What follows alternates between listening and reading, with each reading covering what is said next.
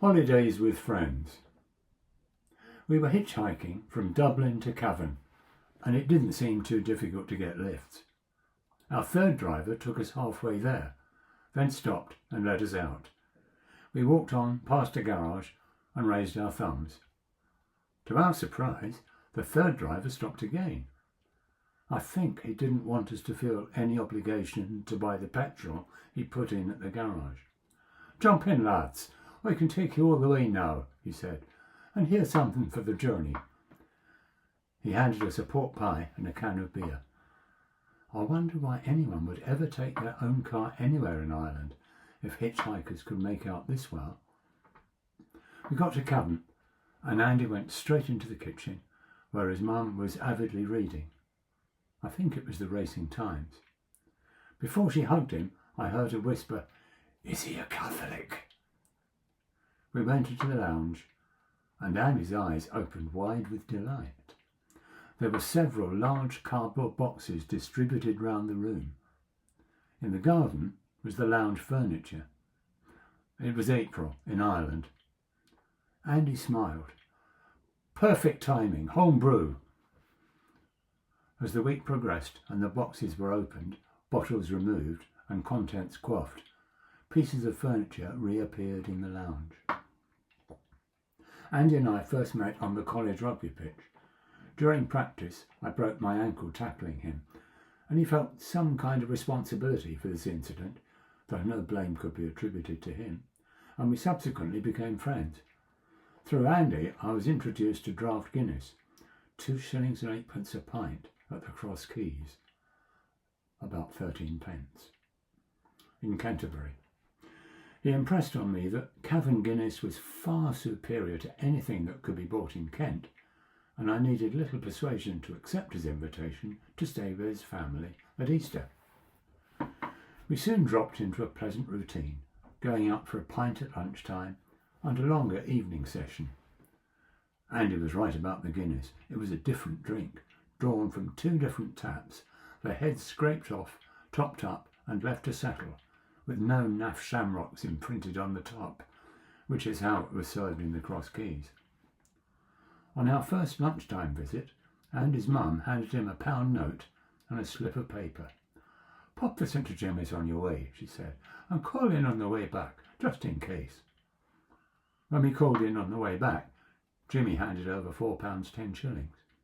The next day she won £5 6 shillings and 8 pence, and the following day we each added our own £1 and came out with £3 6 shillings each.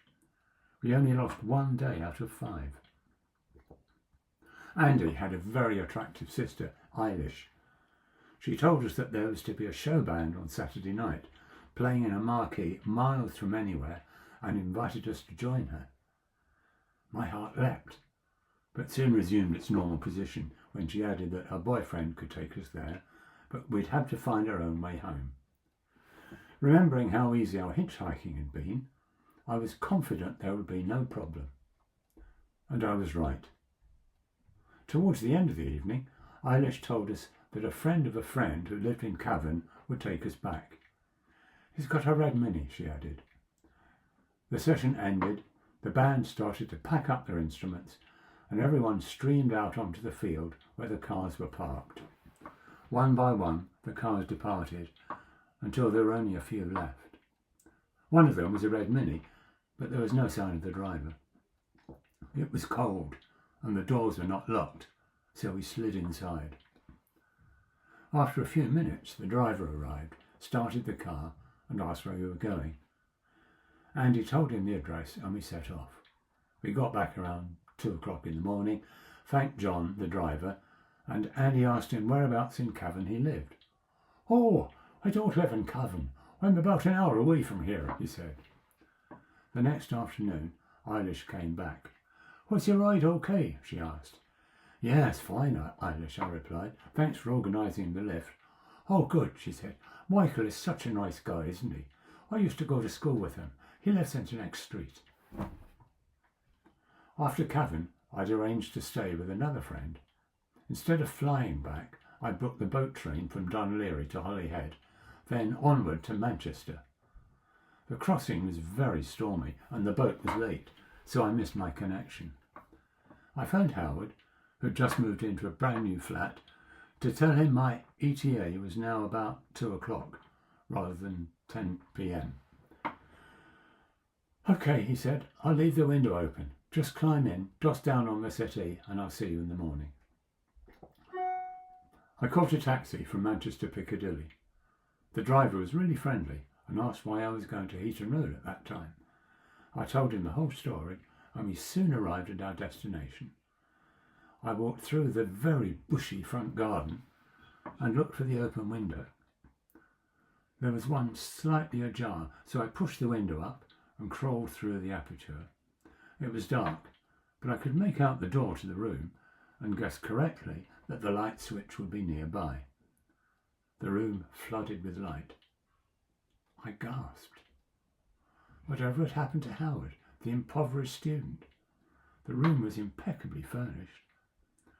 Was he as successful a gambler as Andy's mum, or had he moved in with a rich girlfriend? There was the sound of a car hooting outside, and I heard someone calling.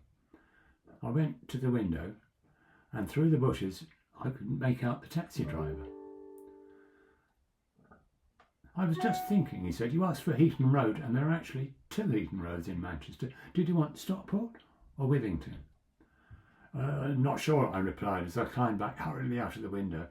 "Whichever place this isn't." So the driver took me to Withington. I was somewhat miffed when he charged me extra. Slightly more miffed when I realised I'd left my bag in Stockport. I decided not to go back for it.